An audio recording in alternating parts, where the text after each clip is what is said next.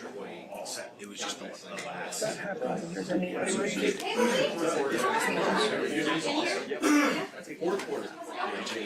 Assume it remains the same formula. What we would do some more extra goals. That's why we have another the 10-game package on Tuesday nights. It's a soft show we can do. But some of them on the main channel, to be honest, I'm not prepped for this one. You see, you gotta be able to make it so grandma and grandma TV. Yeah.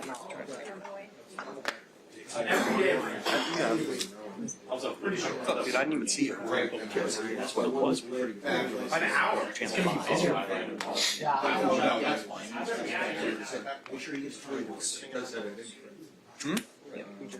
We lost by a point. H drags. I covered Baylor in 2016. Thank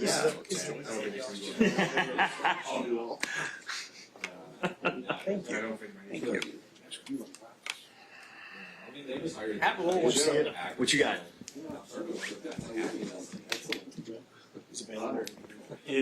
I agree. John on the block.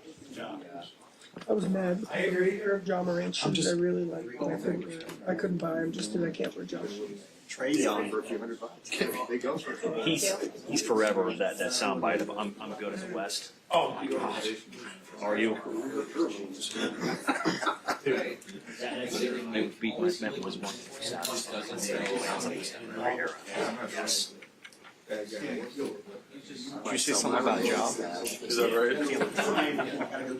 I'm a Wizards fan, so I'm a little happy. There's only so many friends like you worth saving when because our pick is top tier. Hello, everyone.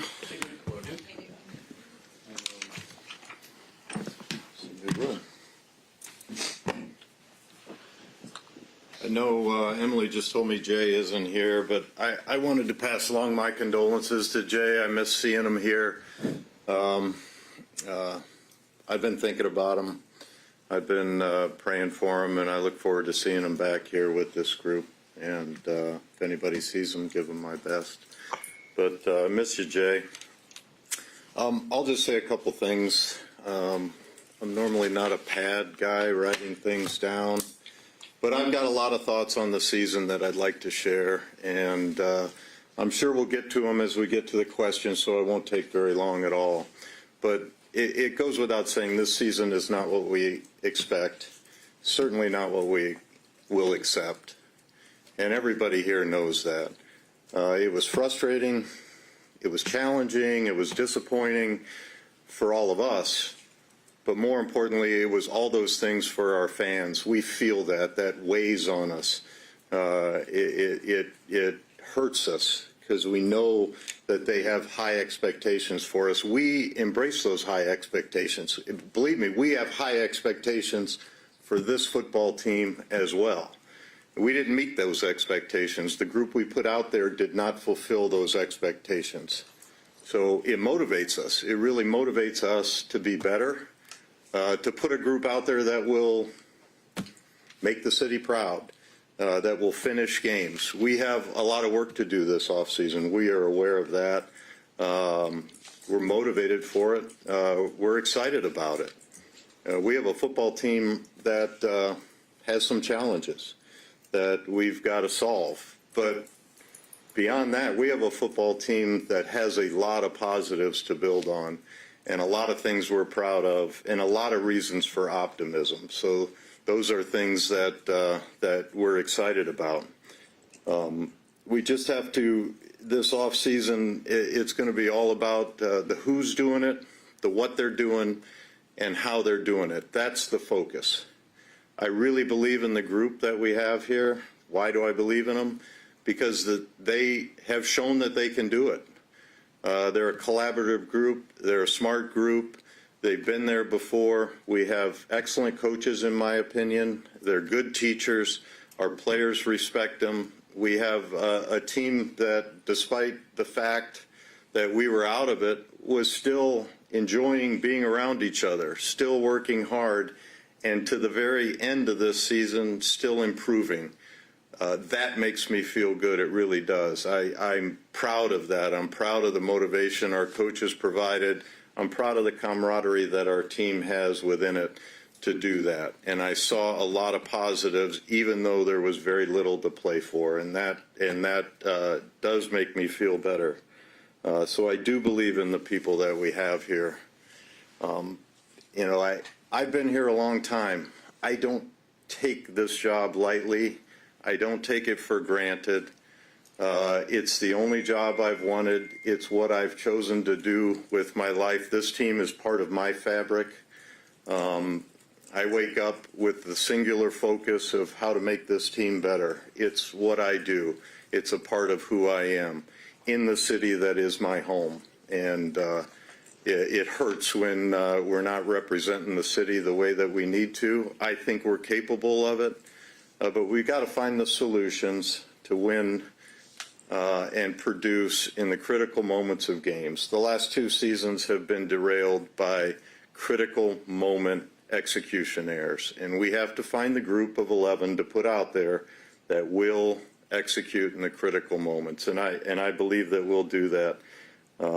But I'm confident. I think there's great days ahead for our football team. There's a lot of work to do. We're motivated to do it. We're excited to be here to do it. I'm excited to be here. Again, I don't take this for granted. I work for a fantastic football team in a wonderful city that's my home, and I'm humbled by that. I really am. So we have areas of concern, we have reasons for optimism, and with that, I will open it up to all of you, and hopefully we'll get to all those good areas. How do you find those players, that 11? What do you need to do to make sure that you field that team next season? Yeah, quite frankly, it's hard work, and we have to find what we believe we need the most, and then find the players with those traits that'll fill those needs. And it's a lot of work. We've gone through a week right now of college scouting meetings, and every year, I've told you guys this before, I am so impressed with our group up there with the information, background research, and time on task that they put into analyzing each and every one of these college football players. And so they're long meetings, they're fun meetings. There's a lot of players that we talk about that you can envision on our football team. And so that, I think, makes everybody feel positive that there are answers out there. We've got to make the right decisions. It's on me to point us in the right direction. When we've had failures, I've pointed us in the wrong direction. We are a highly collaborative football team. We really are. We want everybody's buy-in on what we're doing. We want them to know the why of what we're doing, the reasons for the decision, and what the vision for the individual players that are here is. And we want everybody on board with that. But when we get pointed on the wrong guy, it's me. I have to steer the ship away from poor decisions, even though it's what we might feel at the time. And I have to do a better job of getting us pointed at the right decisions at the critical times. We've done that. We've had good decisions, and they're collaborative decisions. But I've got to do a better job of weeding out the bad decisions, and we have made some. Every team does. But we've also made some good decisions. Do you regret not signing more external guys last offseason? External free? Yeah, last offseason, it was a challenging offseason. I think we did a lot of things that people didn't think we could do, or at least they voiced that we could not do. We attacked last offseason in a pretty big way. Again, we re-signed guys that we felt fit what we were going to do, that we believed in being key contributors for us. And you're talking on defense, but really, with the off-season signings, I think we wrote well over $400 million worth of contracts last off-season. When you sum up everything we did, those aren't easy, and those negotiations aren't easy. But we were satisfied that we were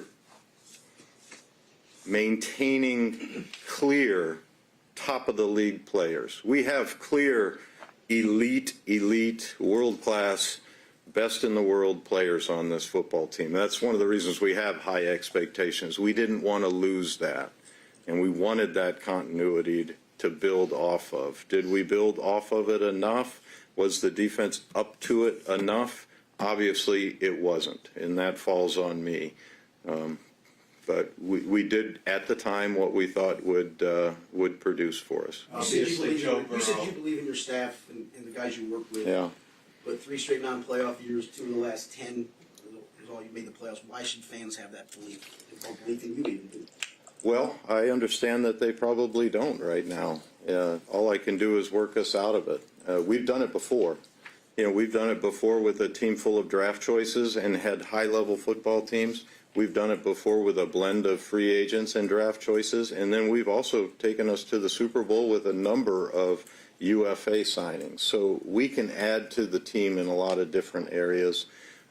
We have excellent scouts who give us the analysis. It's on us to make the right decisions.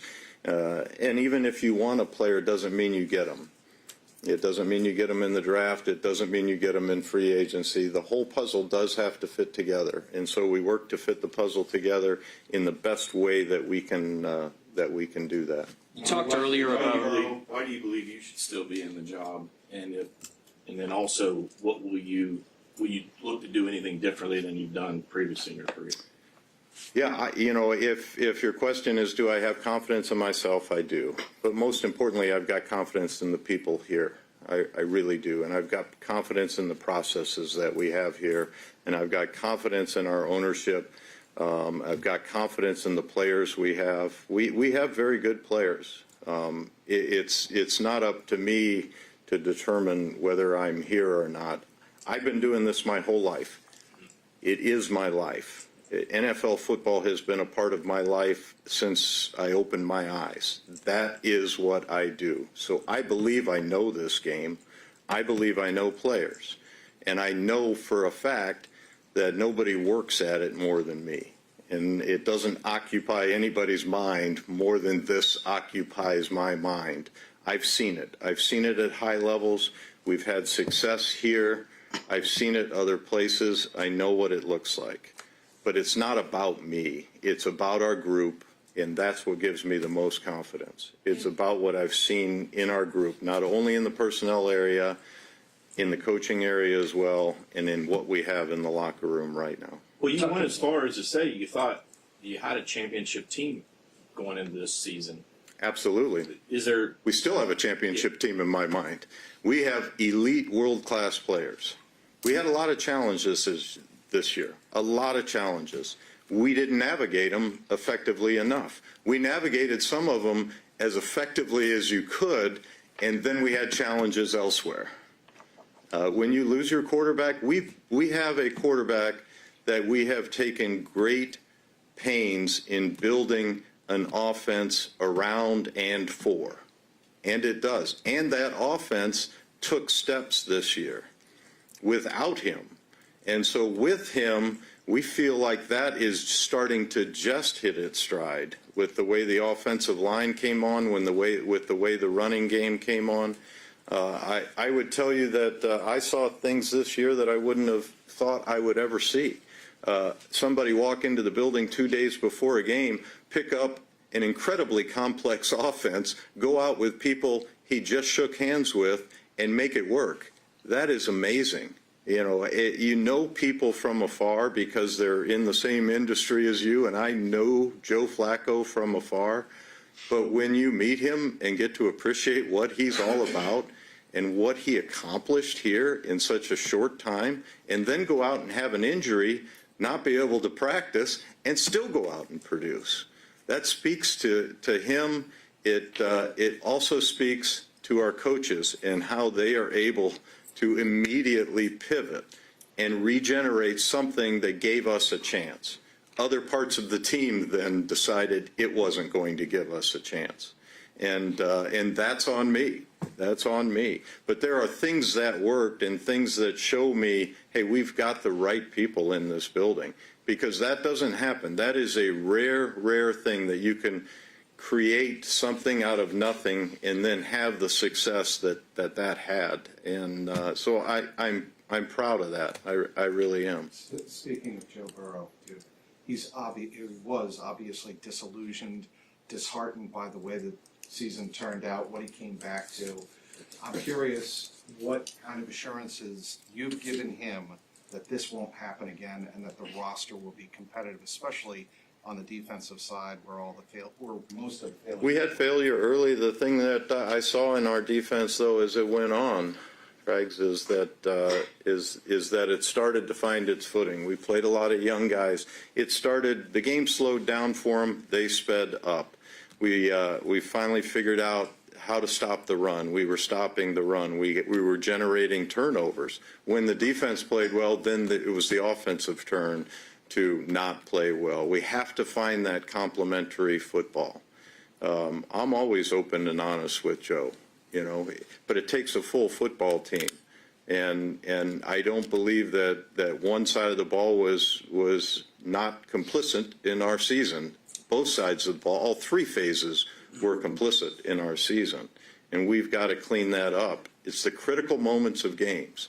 When one side is doing well, the other side has to take advantage. The main example of that was Miami. We went down there, we generated turnovers, we scored touchdowns. We generated turnover, we scored touchdowns. It's complementary football. We didn't have that a lot this year. We need to find that. You talked really earlier do. about Fans are, this. Fans are upset. I'm here kind of representing fans. I'm not a sports. Yeah. They want to know a few things. What are you going to specifically do in the offseason to create a championship team immediately? Will you beef up your scouting department, which you are very proud of, but will you beef it up to be more in line with other NFL teams? And will you insist on an offensive play caller? Because their ticket prices are going up. They're looking at mediocrity. And they need some assurance that some of these things are going to be addressed. What was the second part of that? Offensive play calling?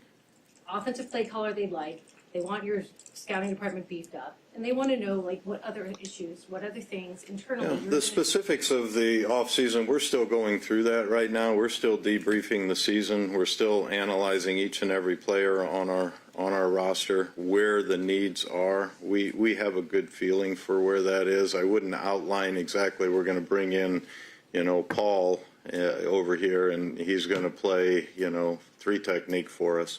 We have a very good idea of where the needs are on our football team, and we're going to attack them from a personnel standpoint. Our coaches during the season did a great job in what we were asking the players to do. They made changes in how we were going about it, and it worked on that side on the defensive side of the ball, and honestly, it worked on the offensive side of the ball. So we had some nimbleness during the season. In terms of our scouting staff, in my opinion, is the size that it is because I think the collaboration is better at that size. We have never lacked for information on a player. There's never been a player selected that we didn't know anything about. There's never been a player selected that we didn't have multiple reports and large background on. It's not about the volume of information we have.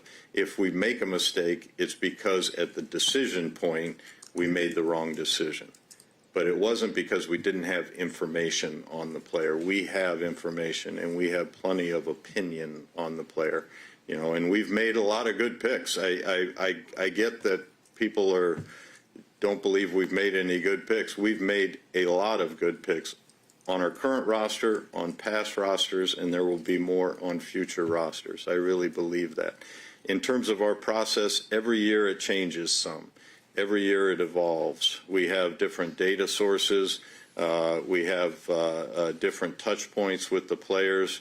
We change our meeting styles. We change our medicals. We evolve and change in how we operate. Every team does.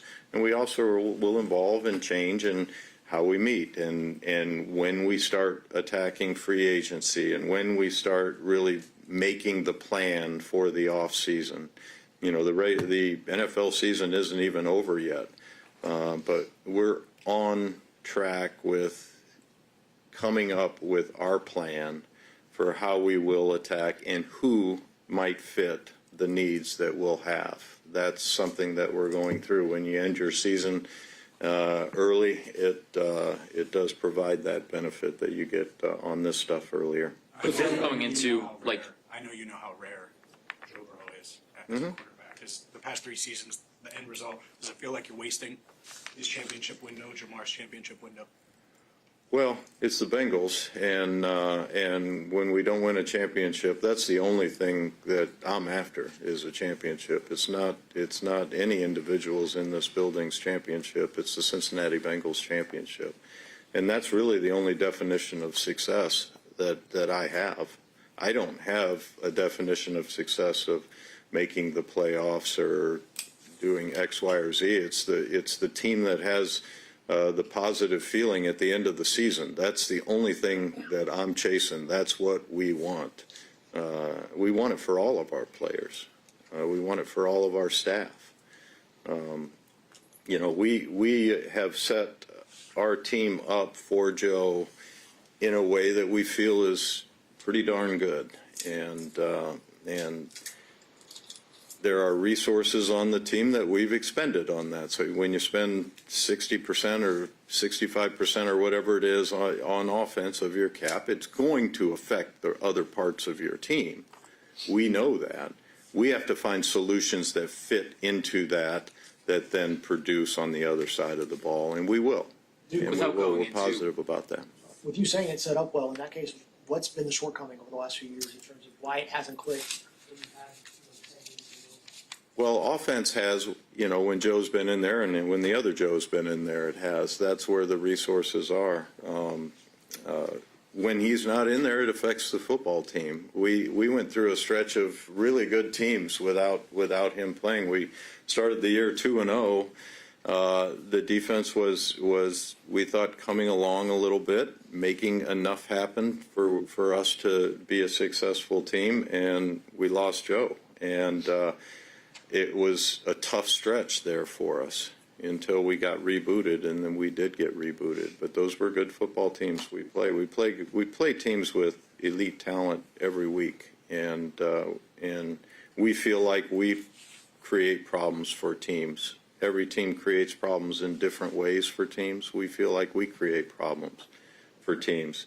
You have to win. Otherwise, you wouldn't be sitting there asking that question. We have to win, and we're keenly aware of that. And Joe is a part of that formula. Well, other teams have been able to navigate they're losing their quarterback and still make the playoffs. What's kind of been the disconnect that hasn't been able y'all to kind of navigate that when Joe goes down to still have a team good enough to get into the postseason? Yeah, that's obviously the goal. That's obviously the goal. It's a team sport. It's not just a one-person sport. And when one person goes down, you have to have a team that can absorb it. And that's motivating for us to get to that point where we can do that. Without, like you said earlier, talking about exact players that you're going to be looking for, when you look at this team and this defense specifically, what kind of traits do you think it needs? What kind of makeup do you think you need to look at to bring into this group for next year? Yeah, successful defenses, in my opinion, they have to be able to pressure the passer. You'd like to be able to pressure with 4. I think we need pass rush. I think that relieves some of the strain on the coverage. So I'm a guy that believes in the front on both sides of the ball. That is my focus. People might not believe that, but that is my focus. They might believe I love throwing the ball down the field and having great wideouts. Those opportunities presented themselves. We grabbed them, and we're glad we did. But I want to build the front. I always want to build the front. And so there are a number of pieces that we think we need and can add. We'll see if we can. You mentioned the percentages on offense versus defense just contractually. Do you think the organization is willing to, from a contract structure standpoint, do what it takes to get enough on the defensive side of the ball? I think the organization is willing to do anything it takes to win. I mean, that's been I've been here long enough to know that. If that wasn't the case, I wouldn't say it. The organization wants to win. Mr. Brown wants to win. Katie, Troy, Elizabeth, Caroline, Paul, they want to win. That's what they want. They're willing to do whatever it takes. Can I just ask a few? Thank you for doing this, by the way. Yeah, you didn't want to come to Mobile, huh? Who has full control of the 53-man roster in this current dynamic that you guys have in the front office? I don't know that we've ever defined that to any degree. We always come to a collaborative approach. You know, ultimately, this is Mr. Brown's team, and he's the owner. And if he or somebody in the ownership group wants to step in, but it never happens, doesn't need to happen. We find the solutions together. Zach and I will hash out. We'll visit with Katie and Troy and Mike, and we'll come up with what we feel is best. It's never been a power thing. It's not like I've never understood the when you have a collaborative approach like this, there isn't really a need for anybody to be thumping anybody else. It's my job to come up with the collaborative approach, come up with a consensus, and make the decision, if that's what you're asking. Mm-hmm. But that is not something that comes into any of our decisions. Well, it's my decision, so tough luck. That doesn't show up.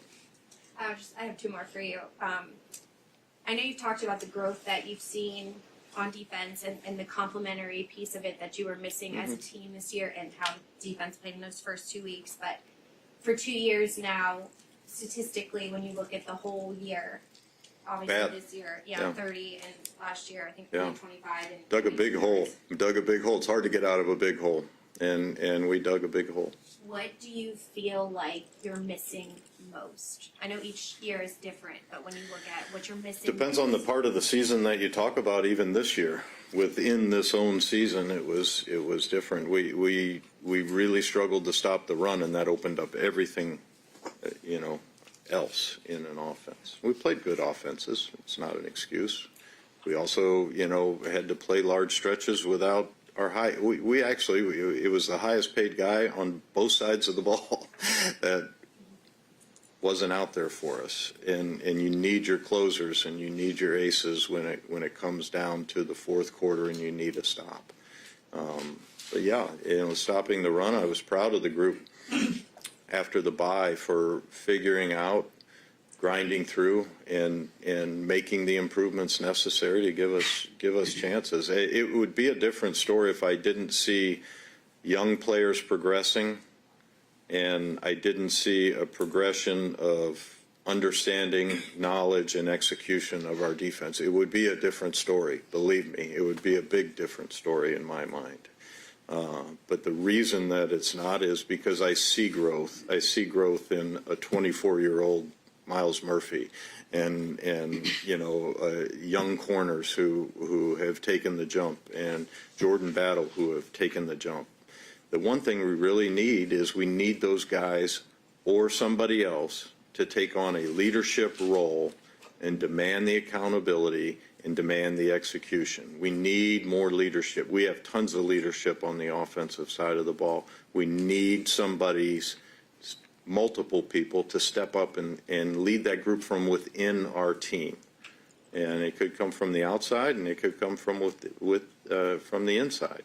We can get improvement from both of those areas. We can get improvement in play from the inside, which I see happening, and we can get improvement from the outside, be it the draft or free agency or however we want to attack it. In the collaborative approach you talked about, if all the different voices are saying all different players, and is it then your voice that comes in and says, we're taking a Marius Mims with the first round pick? I'm choosing as the example. Yeah, it never gets that guy in for you. it never gets to that because the conversations are never that haphazard.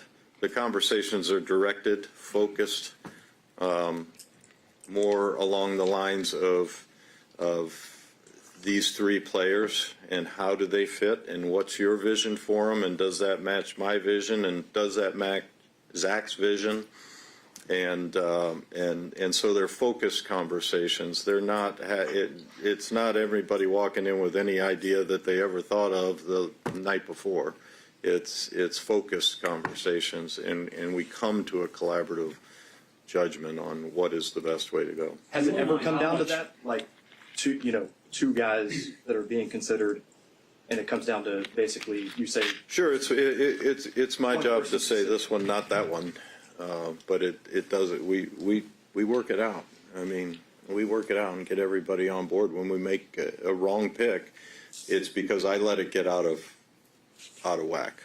Just to clarify from earlier, there is no plan as of right now to expand the scouting department this offseason. Is that correct? This off season, no, we're right into it right now. There's a lot of work that's been done. Our guys are great. We have fantastic scouts. They work in every area. They are well known around college football, around pro football, and they give us what we need. In your mind, Duke, there's so much concern about Joe Burrow and his happiness or unhappiness, his unrest from outside the building. Yeah. How much do you allow his voice to carry weight in off-season decisions, and sometimes based on whether or not he feels like it's going well or not going well? Well, I enjoy talking to Joe. I'm open to visit with any player, and I have visited with multiple players over the course of the season, and I always visit with Joe. And does his opinion matter? Yes, it matters to me. It does matter to me. He's part of the collaboration, Quarterbacks are that way, particularly ones at his level, and particularly ones with his intellect and what he has to offer. He's got a pulse of our team, and I want to hear that. And so I enjoy talking to him. I enjoy hearing his opinions. In terms of, when we were in L.A. at the Super Bowl, everyone was happy. Guess who else wasn't happy this year? Me. I wasn't happy. Nobody's happy when it's not going well. I think Zach mentioned it. It's Paul Brown's famous quote, winning makes believers of us all. Winning makes believers of us all. We want to get back to the happiness we had out in L.A. at the Super Bowl. And we feel like we can, but we're not there yet. To follow up on what Jeremy... Does that include potential guaranteed money in year 2 or year 3 for potential free agents? You're wanting contract specifics on what we're going to do in the... It depends on the player. It depends on the player and what's required.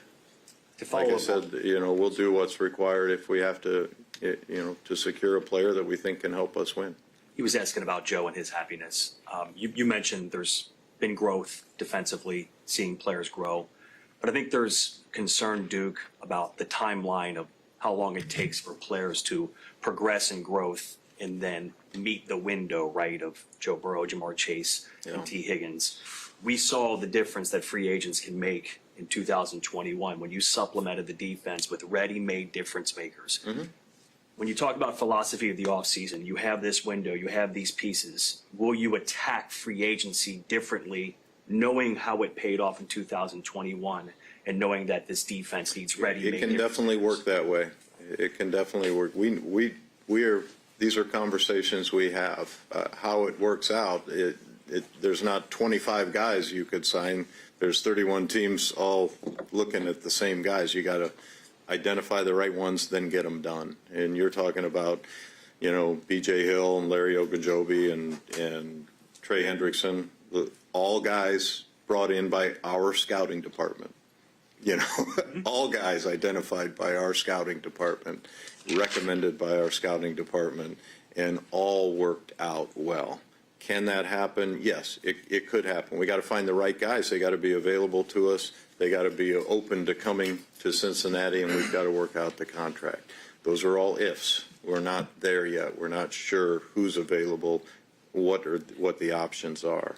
But yes, we're open to improving our football team in any way that we can. You mentioned how good that 21 class was. Why haven't y'all hit in the same way in free agency? Well, I know there's financial constraints, yeah. but still in some of the spend areas where you can spend, why haven't you been able to?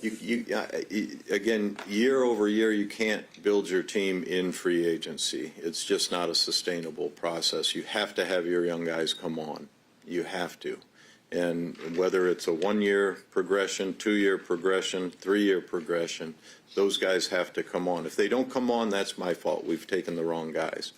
We're no longer drafting guys for second contracts and so forth. We need guys that come in and can give us some help right away and then grow into bigger roles.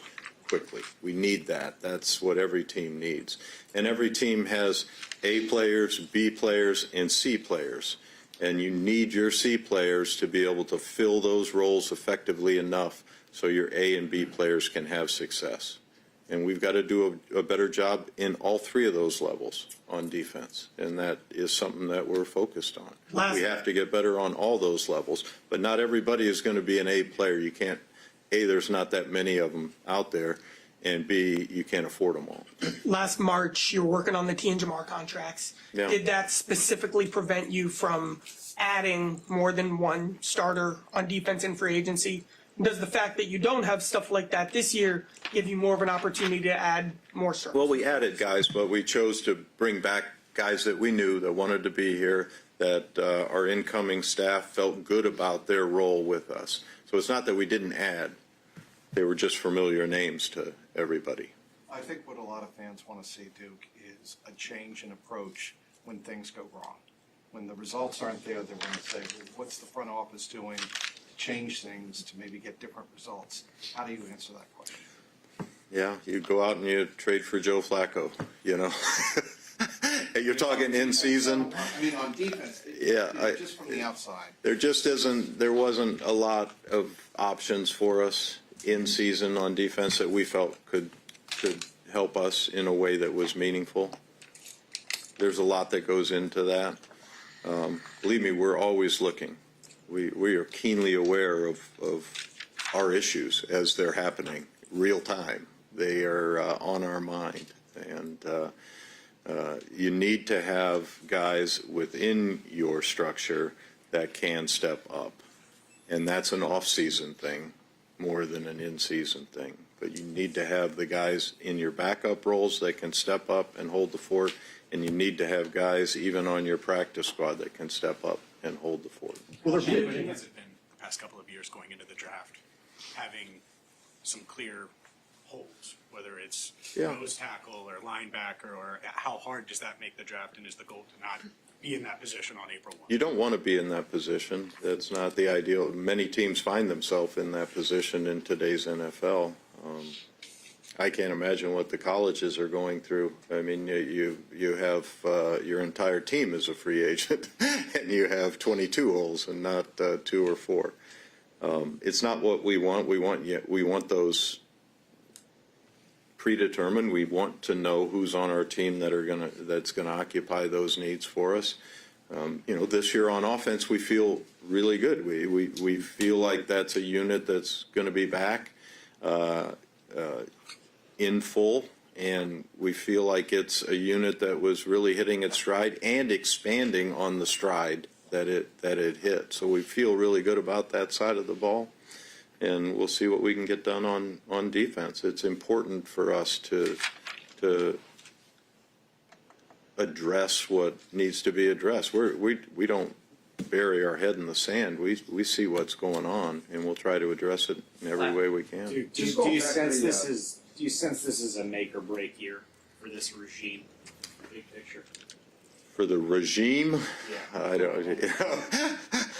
There's no comfort zone here. There isn't a comfort zone any year in the NFL. You can go to the Super Bowl and come back, and there's no comfort zone. There shouldn't be a comfort zone in anything that you do. We have our antennas up, and we are giving everything we have to the process. I don't worry about regimes and all that, but I can tell you that there is a focus and an urgency. It exists all the time, though, in this league. There's never not a focus and an urgency. If you get into this business, you're on high alert all the time, every day, period. When you look at the 12 one-score losses over the last 2 years, you're on the sidelines. It irritates me. It really irritates me. You have to find ways to close games, and that has been our number one problem, is when it comes time to close the game, we haven't closed it. And so how do you get over that hump? When we take the field against any team in this league, we can win. And that team we're playing knows it. We don't go out there and get pummeled. We are in it, and a lot of times should win it and then don't. I think that last game against Cleveland is just a microcosm of what we've had. You know, the defense goes out there and really pitches one of the finest games you could have, and instead the offense gives 14 points up, and we lose the game. And so there has to be some complementary football in there. But it's very frustrating that we've lost so many close games. Incredibly frustrating. Had we just won our share of those, not more than our share, we'd be talking about at least having opportunities in the playoffs, which is where we feel we should be. And I know we haven't shown that, and I'm not asking anybody else to feel that way. But within this building, we know we should be there. How much of that falls at the feet of the coaching staff and Zach? It falls at all of our feet. It falls at my feet. It falls at our players' feet. You know, we put a lot of work into getting, you know, the technique taught, and then the technique isn't implemented on the last play of the Chicago game, and you end up where you end up. You know, there's a focus and a strain and a finish that we have to instill. Winning is not easy, and we have to get to the point where that focus, strain, and finish is in our DNA, and our players have to understand that. You know, and on this snap, I'm playing the right technique. You know, I'm not doing my own thing. I'm not, you know, and we've just had a mistake. 1 of 11 or 1 or 2 of 11 have catastrophic results for our win-loss record. It's not an excuse, it's the reality of what's happened. And can we get better? Yes. Do I have a solution? You know, it's every part of our team. You know, it happens on special teams from time to time. It happened on offense against Cleveland. It's happened on defense against Chicago. You know, so is it frustrating? That's why I opened with it's frustrating. And it's frustrating for our fans. It's frustrating for us. I hate that it's frustrating for our fans. We have to get over that. Every person in our locker room, on our coaching level, and in our front office has to understand that when it comes time to win a game, you have to believe, and you have to strain, and you have to finish. It's been our biggest problem. I appreciate you identifying it, because, yes, it's very irritating. How far is the level of talent on this roster right now, as currently constructed, from being enough talent to win a Super Bowl in your mind? Depends on which side you talk about. I think we have emerging talent on defense. I don't think we're there. But I think we have guys that can grow into being there. On offense, I would put our talent up against any team in the league. And it's better than most. Now, it's got to stay healthy and produce and not score 9 times for our opponent. But, yes, I would put it up against any team in the league. So are we there? Yes. We feel like we're a championship caliber team. We're 6-11. I'm 6-11. How could you feel that way? You're an idiot. Well, that's the way I feel. So last year, like you A mentioned, number of contentious negotiations in recent years that have gone on and brought drama and inflation to some of the prices. Do you guys feel, especially with this 23 class you have coming in, a need to be a little bit more aggressively proactive in trying to get extension done early to avoid some of the pitfalls of the drama that's gone on over recent years? Yeah. I'd like to get deals done early if we can fit them and they work. Yeah. Why has it not been able to be done, do you think? Well, we've done it from time to time with players. I don't know that it's not been able to be done. You're referencing T and Jamar, you know, I guess. It wasn't done with T. Well, Trey wasn't a young guy, and we'd done multiple deals with Trey, and that one was contentious, but there's a lot of contentious deals. We're not on an island by ourselves in that kind of stuff. That's just kind of the way of the world, and we have to place a value on a player, and they're going to place their own value on themselves, and we've got to come to something that makes sense for both. You know, when I negotiate with a player or an agent, I'm not negotiating against that player or that agent. I'm negotiating on behalf of the rest of our football team. I'm negotiating on behalf of the city of Cincinnati who wants the best football team they could have. That's what I'm not saying, you deserve less and it's an isolated, in a cocoon thing. I'm trying to preserve as much as I can to do other things on our football team that will benefit all of us. And so that's how those things become that way. Howard, for clarity, in those negotiations, I mean, who runs the lead on that? Is that Katie that's always running the lead? Does it change by person? It depends. It depends on the player. We have different folks. Some of our personnel people who are excellent, as I've mentioned. They will run point on some of that. Everything is a collaborative effort, though. We meet on it and get updates on where the negotiation is and where we should go with it and what we can put into that and still do the other things that we want to do.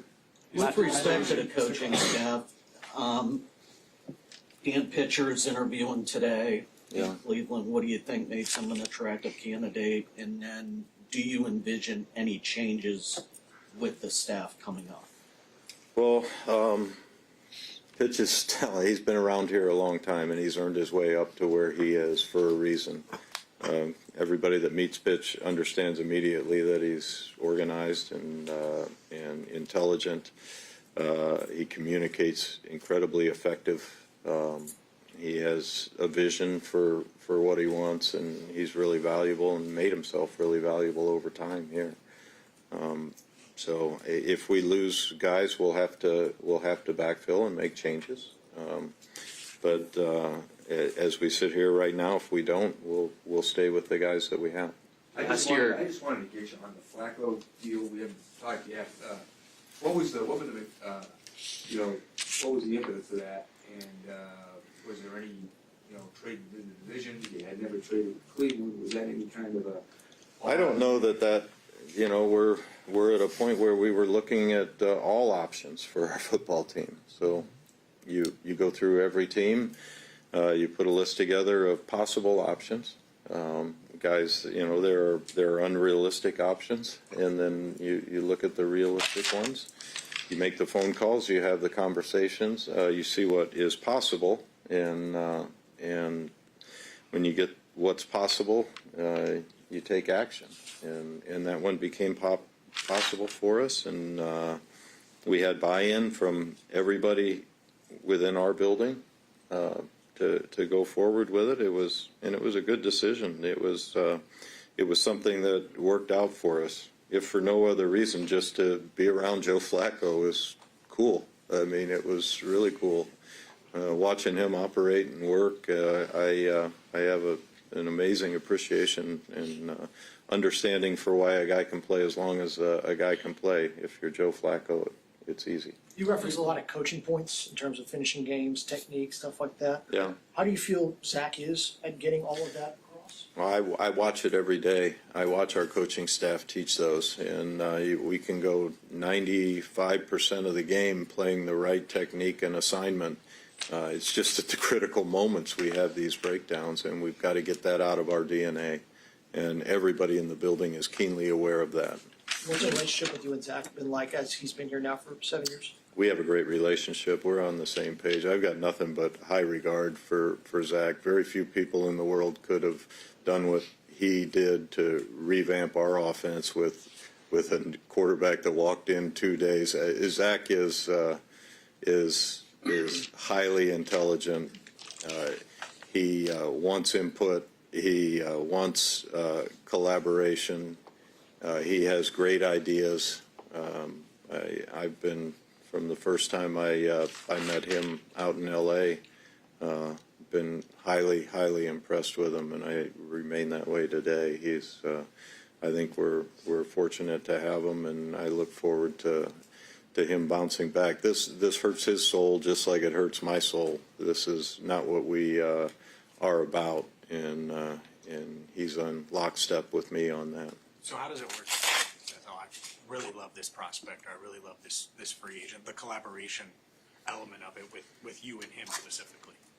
How does it work? How does it, I don't know. Kind of like the conversation I guess we're having right now. We just talk it through, and what are the elements that you see in this guy, and how will he be used here? And here's the things that I don't think he can do. Can you get by without that? Here's the examples of it.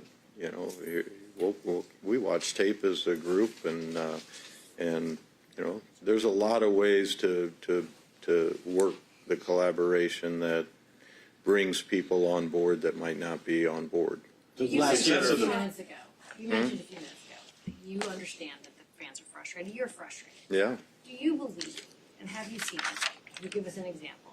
Does the family understand how frustrated, in fact, I would say teetering on disheartened that this fan base is at this point? Well, there's nobody in this building that doesn't understand that. We feel it. I mean, we're the same way. We're disheartened, but we're disheartened for them being disheartened as well. We want to make the city proud. That's what we want to do. We have the greatest fans. I mean, they are passionate. They understand football. They really do. I get calls, emails, sometimes text. I didn't know how that got out, but a lot of thoughts and ideas on how I can improve, and sometimes those are appreciated, but it gives me an appreciation for the fans' level of knowledge and level of thought and buy-in for what we do. That's important. Not every city has that. I'm not going to name them to call them out, but not every city has that community-based, fan-driven experience like we have. It's a very special thing, and our fans are very special to us. Last year, there were a lot of re-signings. Then you've talked a few minutes ago about the emerging talent on defense. Going into this free agency, will you be looking to bring back some of those defensive players that are free agents, or is it kind of a moving in a new direction, trying to find outside players to come in? Yeah, we're going to weigh all options. I'm not prepared, even if I was willing to share exactly what we were going to do. I don't know at this point what we're going to do. We're still working through all those options. But it'll be important for us to make the right decisions. It'll be very important for us to make the right decisions to improve our football team, particularly improve our defense.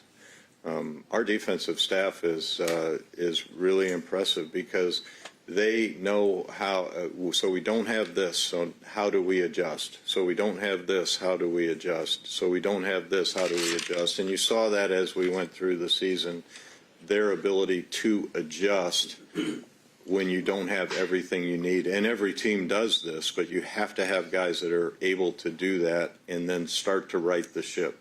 Believe me, if I didn't see us righting the ship, if I didn't see players evolving within what we do and playing faster and feeling an energy about them and a desire, even though you're last in the league, there's still an energy and a camaraderie about what you're doing in the locker room, on the practice field, the night before games. There was a positivity and a growth that happened in the midst of what could have been a nightmare scenario where everybody's pointing the finger at everybody else and you go the other direction. When you're that way, you're going one of two directions. We went the right direction, and that's a direct reflection on Al's coaching and his positivity, and that's what gives me hope that we'll get this thing figured out. We need an increase in talent on that side of the ball, and there's no question about it. We'll take a look and see how much we can get done. Does the success of the Flacco trade, and then you also we're talking about the close losses, does that set maybe a new precedent for being more aggressive in in-season trades moving forward? I don't know that we've ever been opposed to them. They just got to be right, and they're rare when you start counting them up. And the ones that really matter are even rarer. A lot of times they're this nickel for that nickel, and nothing comes of it for really either team. We're not so interested in doing that type of stuff as much as when there is a need and an opportunity, or an opportunity even though there's not a need. Those are things that we'll look at. We look at it in the draft. We look at it at the trade deadline. We'll look at it at the offseason. You know, we're going to look at every option to add to our football team. And sure, you know, when things work out, maybe it gives you a little more belief that the next one will. What priority is there, Luke, on bringing back DJ, Turner, and Dax Hill, or at least extending them at this point? Yeah, I think both of them would be guys that we would. What they showed this year is that they're pretty high level cover corners. They have the skill set that we thought they had. They've developed the way that we thought they would develop, and I was impressed with Dax coming off of his knee injury, and you could just see the confidence grow as the longer that got in his past, and really proud of the way DJ, grew both as a leader and as a player. Those guys, we're fortunate to have them, and those are guys to build around. Cornerstones of your defense, would you say that's pretty accurate? Yeah, in terms of homegrown talent, absolutely. Those are guys that should be feeling like they're leaders and cornerstones. We need more stones. Joe Burrow was pretty adamant about, he praised the personnel and the coaching staff and things of that nature, but he said something's got to change for us to get back to the playoff team. In your mind, what needs to change? Our record, and not to be, our record. We need to win games that we should win instead of finding ways to lose games that we should win. But we change every offseason. There'll be new faces. There'll be new players. There'll be new schematics. Our coaches will spend the whole offseason dialing into what went right, what went wrong, what can we build on, how can we change in what we do. Our personnel staff will spend the entire offseason on what went right, what went wrong, what can we change in who we have. So we're working on the who. They'll work on the what. The players need to work on the how. That's the technique and the assignments. And that's why it's the who, the what, and the how. All of that needs to improve. All three phases need to improve. And so there'll be changes through that process. There'll be changes in the who, what we're doing, and how we're getting it accomplished. But operationally, you still feel like the way y'all have done things still is a good blueprint for how to be successful again? Which specific way? I mean, the operation is pretty big. We've got a lot of things going on, but we always are open to changes in our processes. Our meeting cadence always changes every off season. Our focus for what our football team needs always changes every off season. How we're going to go about collecting what we need changes. So, we're a pretty flexible organization in how we do things and really who's doing it too. Over the past couple of years, have you looked back or found yourself looking back and saying, dang, we should have kept Jesse or DJ would look nice out there right now, or anything like that? With past Well, the reality of our league is that you can't keep everybody, We got DJ from somebody. Do you think they still would like to have him? We got Trey from somebody. Do you think they would still like to have? We got good players from every team gets good players from other teams. You can't dwell on that, nor can you ever keep every good player that you have. That's just not the nature of this league. This league is built around free agency, and free agency is a real thing. And it's just a dynamic that maybe I wouldn't have designed, but it's what I work in. It's what, I got to swim in the waters that I'm in. I can't swim in other waters. I wouldn't design what's going on in college football, but that's what they work in, and that's what we have to adapt to. And so we adapt to the environment we're in. And yes, I don't like seeing good players leave. That doesn't help us. But the reality is you can't keep everybody. It's just the way that it is. But when you can keep T, and you can keep Jamar, and you can keep Joe, and, we have, the rest, maybe Chase Brown, who's emerged. Maybe he's a guy we could keep, or DJ, or Dax, or Jordan Battle. We'll, all these things, can you keep them all? I hope. That's the goal. That's the goal. But the reality we live in is a little different than that. Dude, how do you see this draft shaping up? Strengths, weaknesses? I mean, what do you see? We're just diving into it. The juniors haven't even all fully declared yet. The way college football is now, the universe is hard to pin down. You have your seniors, your juniors, you have sixth-year guys. We have a lot of 24 and 5-year-old guys, and then you have the guys that declare late.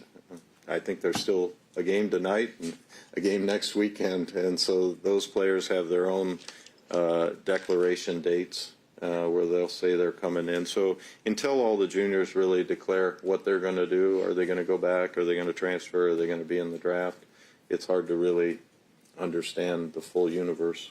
On defense, what's the number of new or potential new starters that you want to have on defense coming out from the outside, from outside free agency or the draft? Yeah. I don't know that I can give an exact number without giving away any plans. We hope to develop some starters from within. That I'm not eliminating anybody that's on our current team in developing, because that happens, and I'm very hopeful that it happens. But we have a number of positions that are going to be up. We're going to increase the competition on this team, in every way we can, and we're going to bring in guys and guys from within this team. It might even be practice squad players, that are re-signed now. But we're going to increase the competition on this team because we have to. This specific news conference at the end of the season for you has not been a typical thing in the past, but you came out here with a notepad. We've gone almost an hour now. Why did Has it been an hour? Not quite. We're not Emily. Why did you feel it was important to sit in here and address us and the fans in this way? It was important for me to talk to the fans. I recognize it was important for you guys to get the opportunity. Normally I do this in Mobile, and some of you show up and some of you don't. And I guess I've come around. I can change. And if this is something that you guys feel is important, I'm happy to do that. It's during the season, Zach is our voice, and Zach is somebody that speaks for us. We communicate all the time with him, and he understands everything that's going on, and he is the voice of our team. And during the season, it's about the players, and it's about the coaching staff, and that's what it's about. And so he is the guy that you'll hear from during the season, period.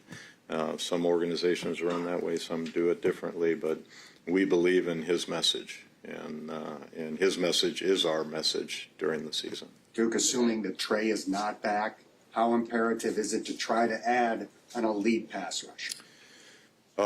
Yeah, I'm for pass rush. I don't know what the future holds for Trey. Those are discussions that we're going to have ongoing. He's one of a number of free agents that we have that we'll have to decide how we're going to go forward with. But pass rush is king, and you always need to be layering in pass rusher. It can develop from within your team, and I think we've seen some of that start to develop from within our team, and then I think we need to find some from external sources as well. Going back This to is your gonna be the first, last question. going back to your first conversation with Al last year through playing two rookie linebackers next to each other most of the year, what in your mind went wrong in the linebacker room, and do you feel like there was misalignment with understanding what Al needed that maybe you have a better view of now for the second season?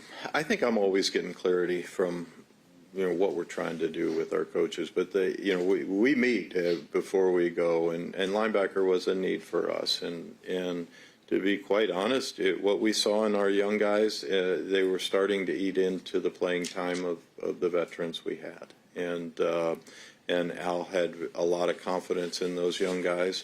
The the growing pains that we saw this year are going to pay off because we saw them this year. It's not always fun while they're happening, but those two linebackers that when they first started playing to when they finished the season versus Cleveland out here are night and day, and you can see exactly what the vision is for those two guys. And we're always talking to Al on what he wants to be. The great thing about Al is he can be a lot of different things based on what he has. That's what